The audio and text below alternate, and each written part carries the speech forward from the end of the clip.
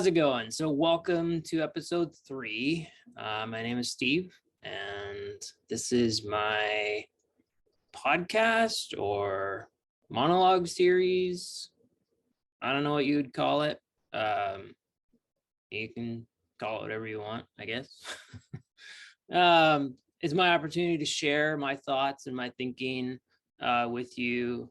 And today I'm going to talk about a topic that I absolutely love. And I think a lot of you probably have heard of this term. You may not completely understand it because it sometimes is explained in a very complex kind of way. So my hope is to unpack it in a little bit more simplistic form today. And that topic is Hoshin Kanri. And a lot of people will commonly just refer to it as Hoshin.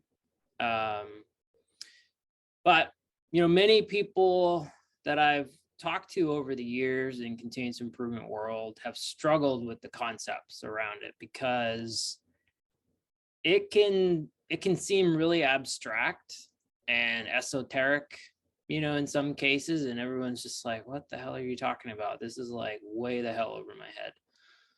In actuality, it's not really that complicated. We've overcomplicated this concept because that's what humans do. And my hope is that today we can kind of unpack this a little bit. But the really great part about practicing the principles of Hoshin is that it can help improve communication.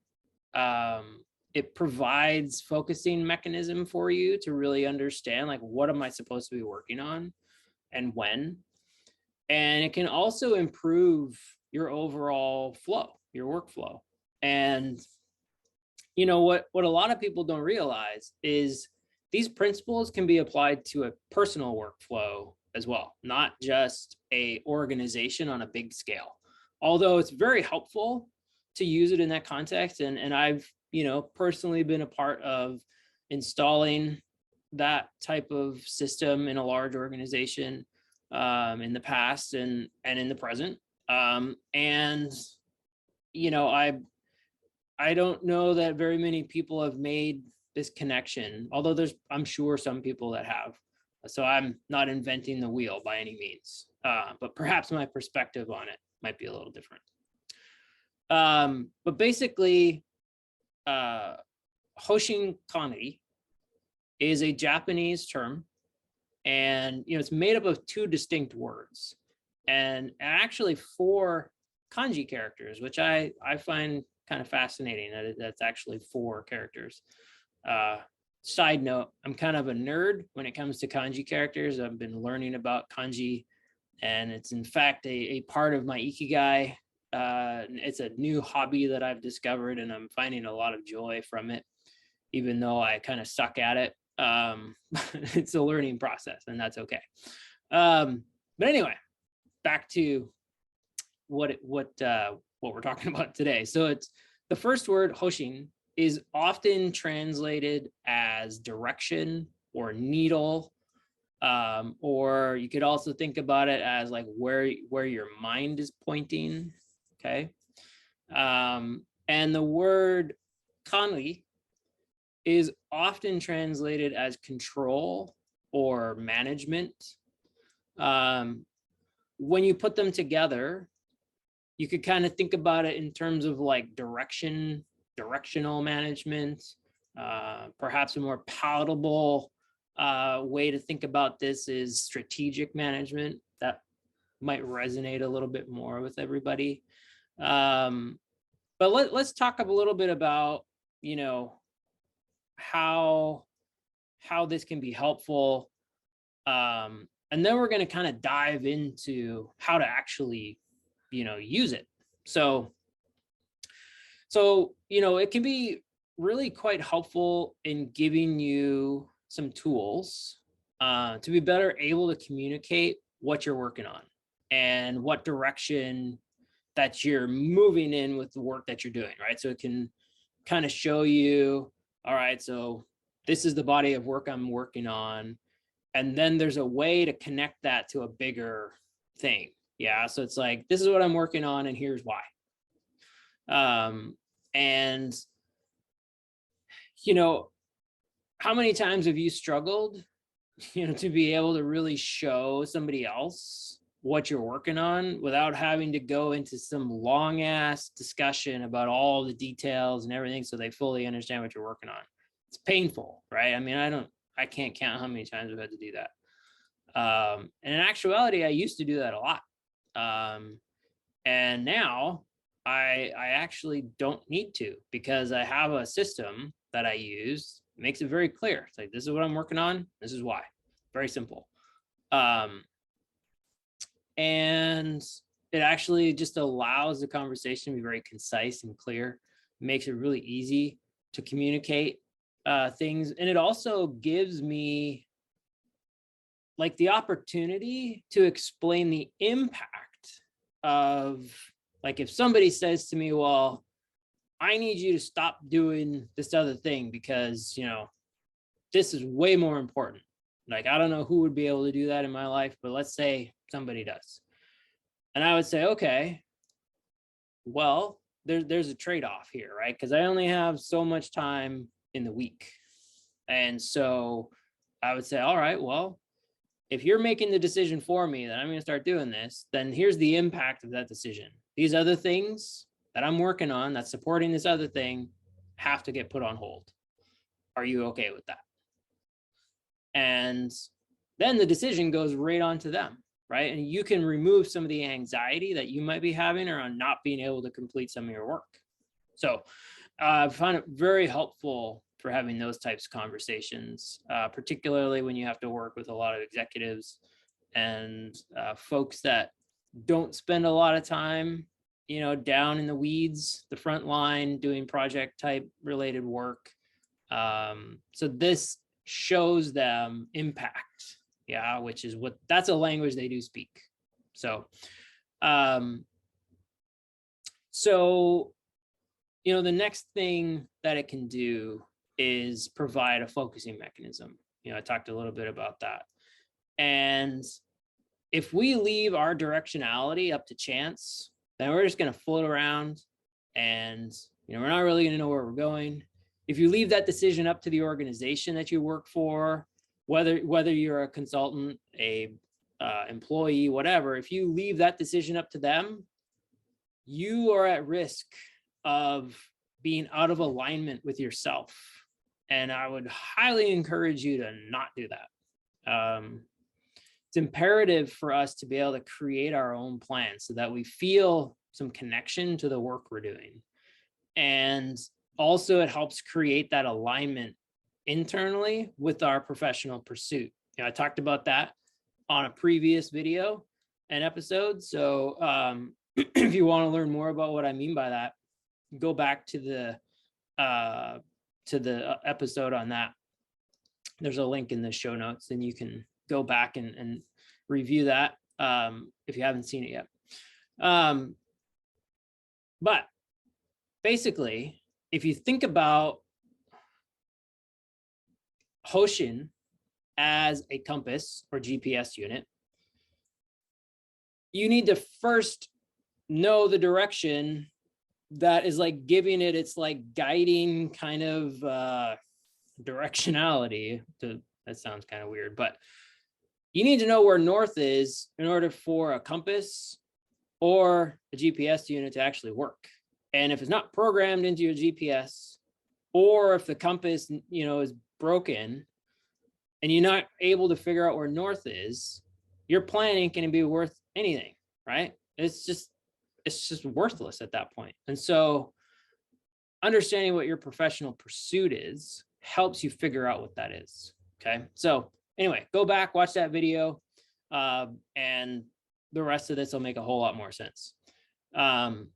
So, you know, if this is resonating with you, highly encourage you to subscribe to the channel, because I'll be doing a lot more of this type of conversation in the future. And, you know, I might even get some folks that I interview on here. I don't know where this is going to go, but I'm making a commitment to showing up more in my channel, and making that commitment to myself this year and to all of you. So anyway,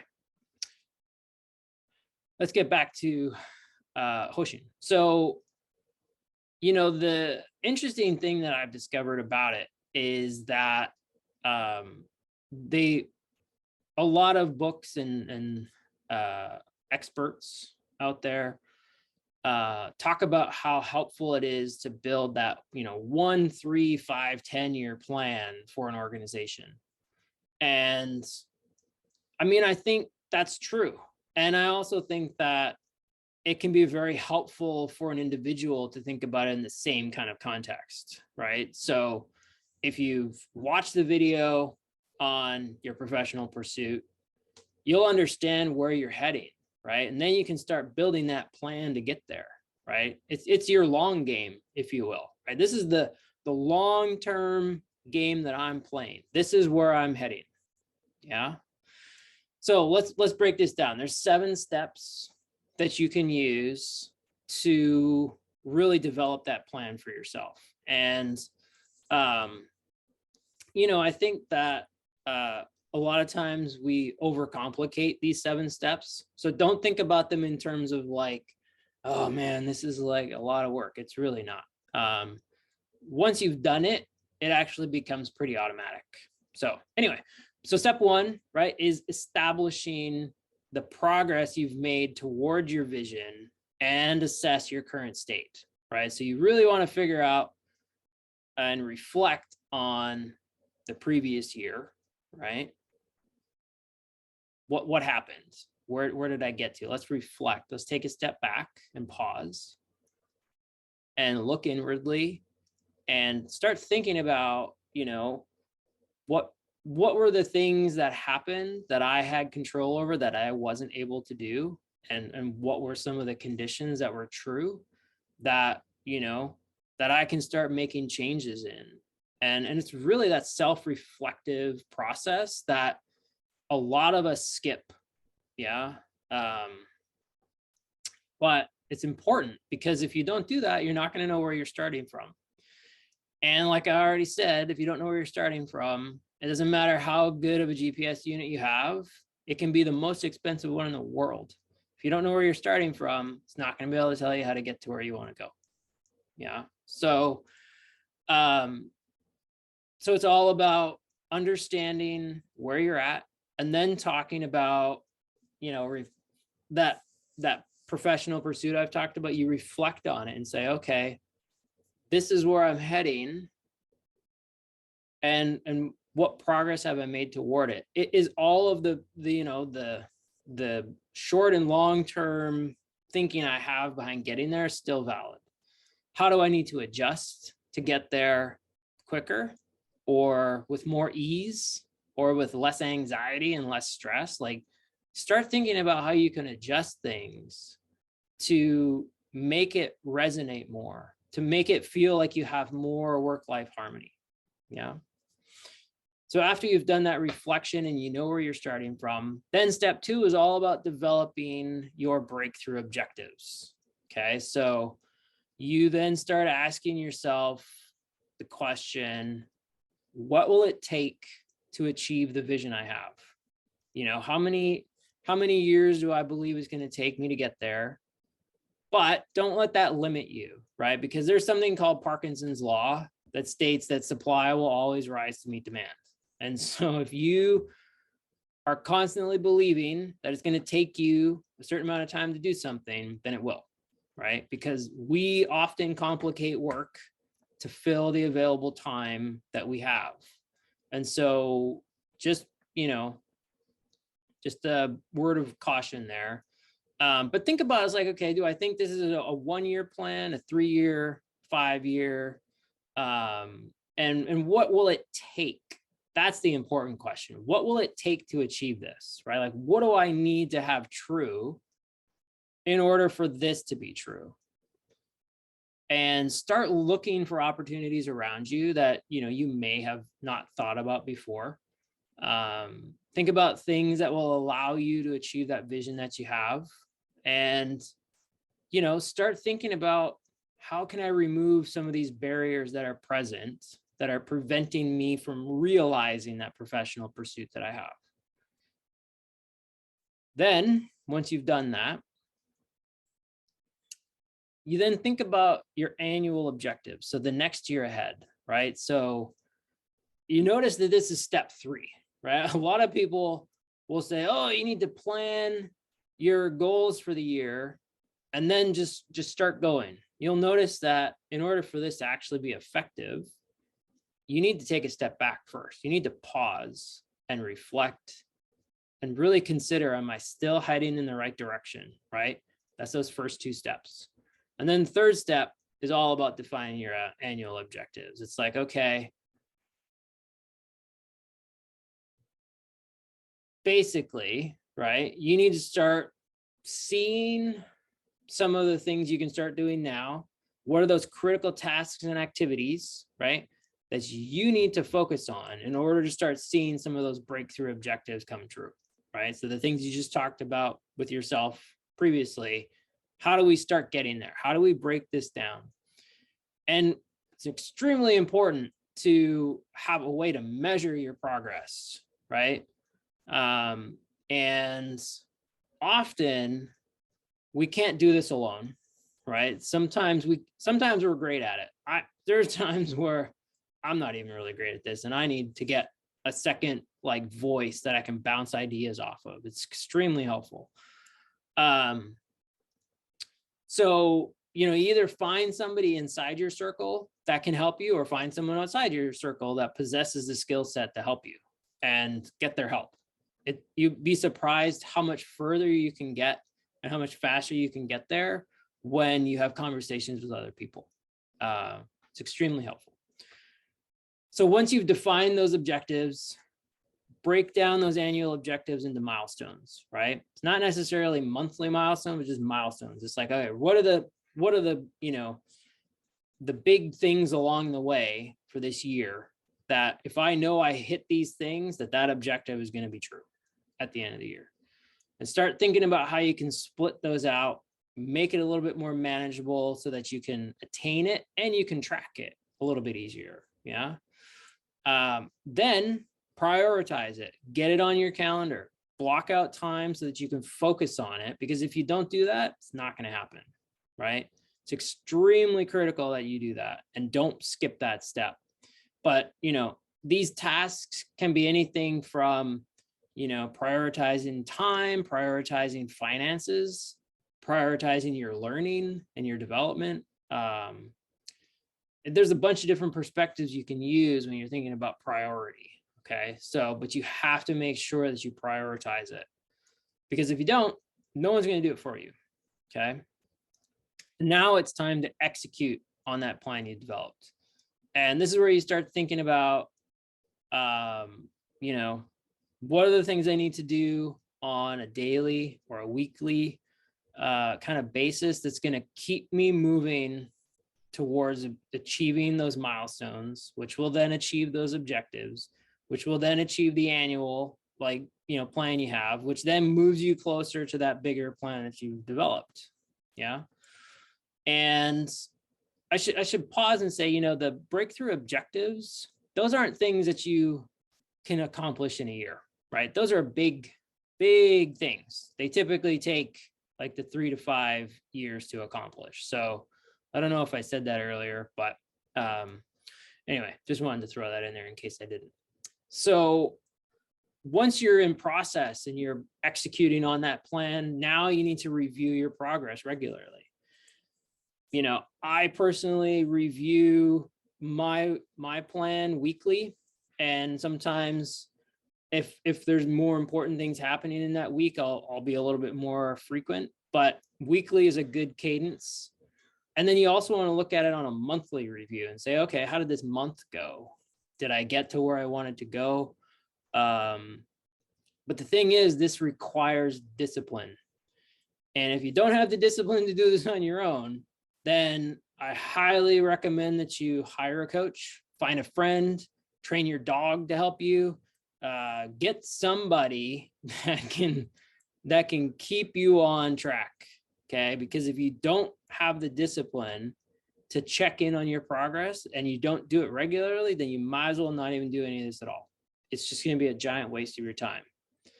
This is the piece that most people fall down on, is the discipline. You have to check in on this regularly. And, you know, I think often when things get difficult, we struggle a little bit. You know, we all have blind spots and we struggle with them, and we struggle to achieve some of the goals and the objectives, milestones, and all those other words that describe those things that we've set for ourselves.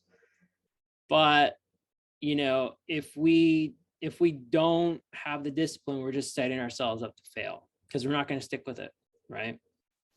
And I think the easy thing for us to do in those instances is just give up. It's like, oh, this is too hard. I don't want to do this. I'm just going to go back to just being, you know, bummed out about life, and, you know, just looking forward to Friday so I can get a break. And then Monday I'll be pissed off again.